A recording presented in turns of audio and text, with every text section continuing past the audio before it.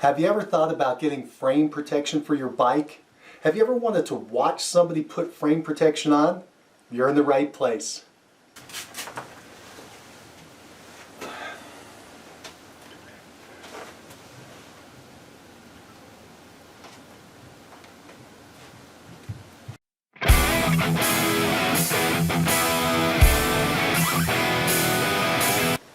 Hi, I'm Mike with 50MTB, and today I'm going to try to put on some frame protection on this brand new bike. So I just got a brand new 2020 Ibis Ripley version 4, and it's a carbon frame. It's the first time I've ever had a carbon frame, so I'm pretty excited about it, but also a little concerned. So I want to put on some frame protection, and so I got a ride wrap protection kit, and I'm going to install it. So this is not a how-to. I don't even know what I'm doing. I've never done it before, but I'll kind of bring you along with me, and we'll see how this full protection ride wrap works as it goes on the frame. So first, let me show you what you get when you order from Ride Wrap. It's a Canadian company. I'm here in Denver, and it took about 5 days for it to be delivered. But it came in this nice package, well put together. And so let's take a look what's inside.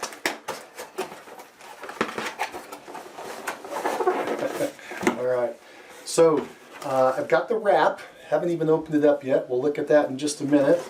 That's pretty good. And we've got these really cool directions about what to wrap first. So I'm going to look through there as I'm going along. And then it comes with a packet.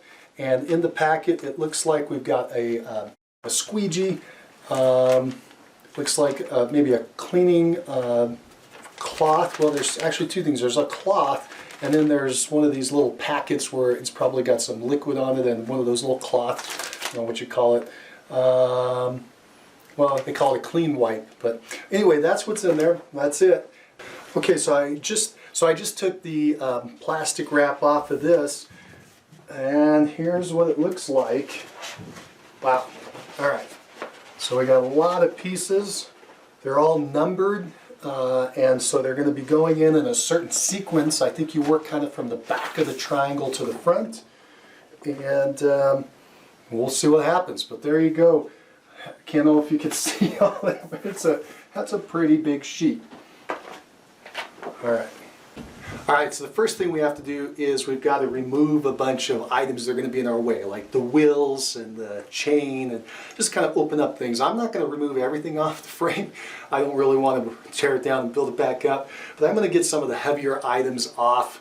So, I mean, I've got these massive tires on here and everything. I'm going to take those off and lighten up the bike so I can get around it. So let's do that.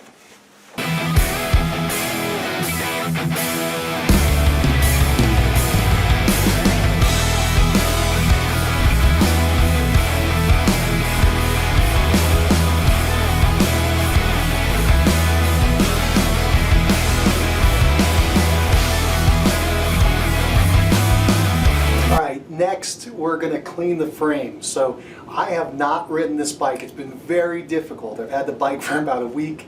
Luckily, it's winter outside, but I have intentionally not ridden the bike. If you have, then you're going to have to really clean it well. But even with that, I still have some dust on here and fingerprints and everything.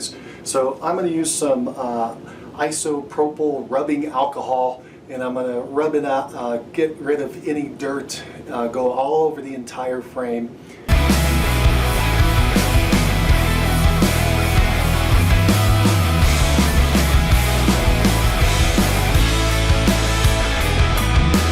Okay, so inside the packet was this squeegee. It's kind of soft yet firm, which is good. A little soft towel. And then we've got these little wipes. So I'm going to go over the frame again with the wipes. So this wipe definitely smells like the alcohol that I was putting on earlier, so I think I'm just doubling up on that. Alright, now we got to mix some solution. We're going to take a little bit of water and a little bit of baby shampoo, but it's a very small amount of shampoo. Basically 1 liter to 3 drops. So this is a small bottle, and I figured it adds about 1/3 of a liter, so I'm going to do 1 drop in this bottle, and it's filled to right about here. just to give you an idea. Okay, so we took the bottle and we shook it up, get it mixed up in there, and we got just a little bit of bubbles, just a little bit at the top. Next, we're going to follow this chart that we received, and it's color coded and numbered, and we're going to go by the numbers to each part. Again, we're going to start basically at the rear of the triangle and work our way forward. Alright, so we got this piece, this is number 1, and it's sticky on one side and soft on the other. Pretty thin, but you know, thicker than you would like a sandwich wrap. But what they say to do is spray this down and then spray the area down that we're going to put it on and keep it nice and slick to get it in the place that you want. So here we go. So I'm spraying both sides. I also said to keep your fingers kind of wet. I'll keep those wet too.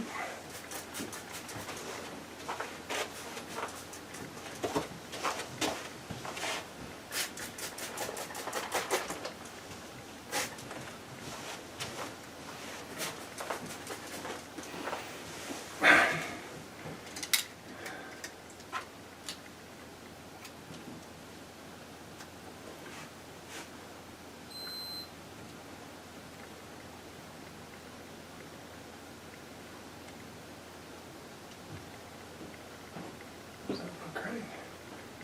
I'm sure it looks right.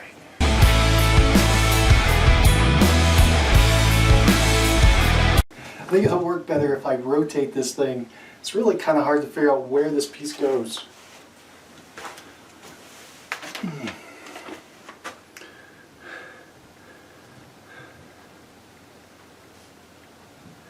I think it goes underneath.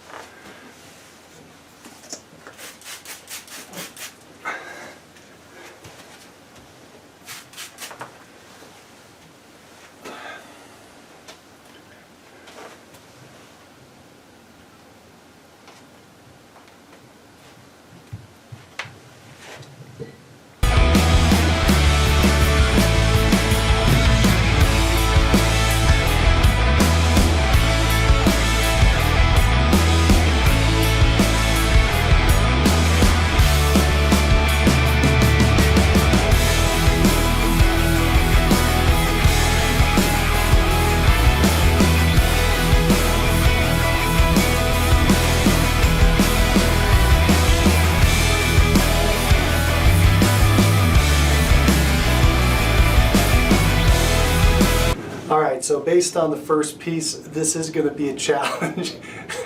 If you're not patient, you're not going to enjoy this.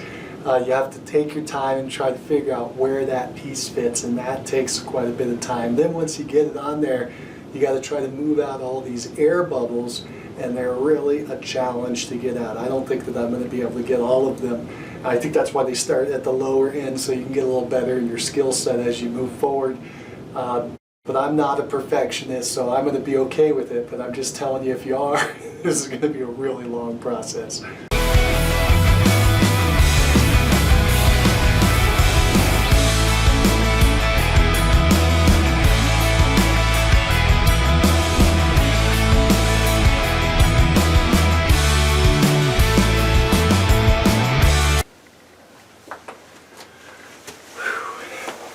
This is tough. That second piece, I have a lot of air bubbles, bent spots. I'm going to keep moving, but it is tough. Again, if you're a perfectionist, you probably want to hire a professional. We're going to keep rolling.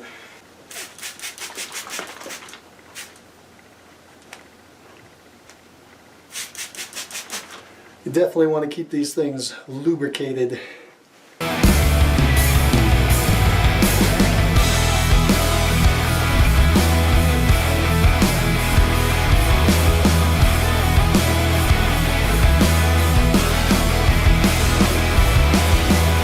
I'm going to restate after piece number 3. This is very tedious. It's tough. First you have to find the positioning, which is difficult. we're trying to look for markers. So that would be advice 1. Look for markers, bend, bolt, any kind of marker. And then 2, try to make sure the pretty side goes down first. So the outside, for instance, because you can have the least number of mistakes there. And the other sides, you're going to have some bubbles and some wrinkles and some nastiness. This is a tough job, and I really admire the people that do it for a living now, because it's rough. But I'm going to go on now to piece 4. We'll see what happens.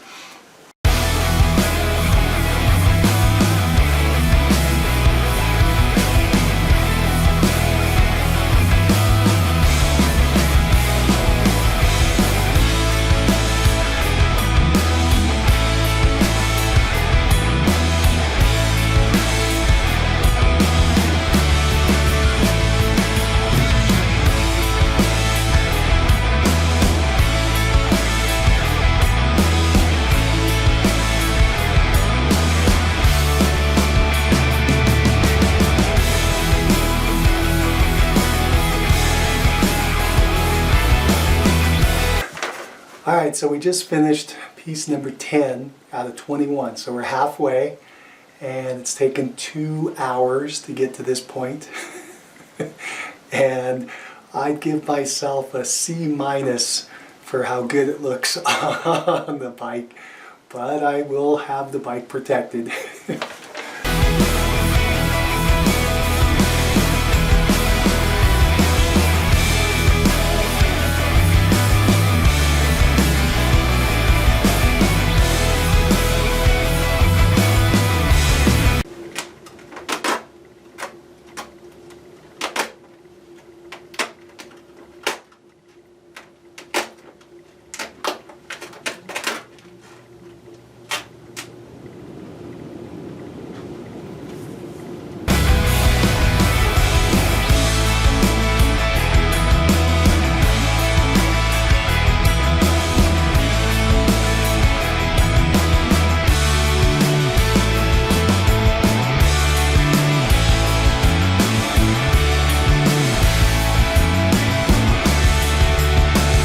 So if you're doing a ride wrap for the Ripley version 4, just a heads up, on my chart 14 and 15 were backwards.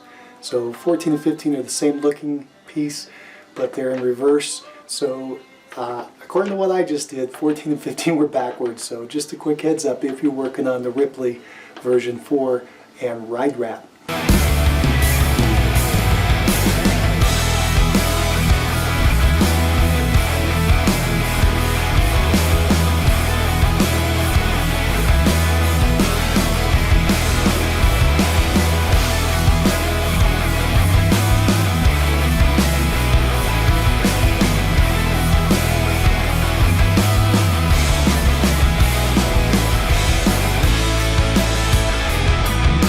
Alright, we're getting there. So I've got all of the wrap on at this point, and it's taken 3.5 hours. I got a lot of mistakes, a lot of, I'll show you in a minute, but edges that don't look very good. In fact, let's have you look at it. Okay, so you can see we've got a lot of air bubbles, and this is like the worst section right under here, right underneath the top tube. You can see a lot of air pockets, kinks. This is in the back. So what I'm going to do, I'm actually just fine with all this. It's being protected. It doesn't look terrible. And the package is good. It's just me and my application, I'm sure. But what I'm going to do now is I'm going to try to use some heat, not a lot, just a light blow dryer here, and try to knock out some of those kinks. So let's see what happens. Okay, so we've got quite a few bubbles, water pockets, air pockets, but I gotta tell you, I think this thing was well designed. It covered 95% of the bike, and that's not too bad. So we'll see if we can continue to improve it here, maybe when it gets heated up out in the sun. But again, I'm happy with it because I just want protection on that carbon. And it doesn't look terrible, it just doesn't look perfect.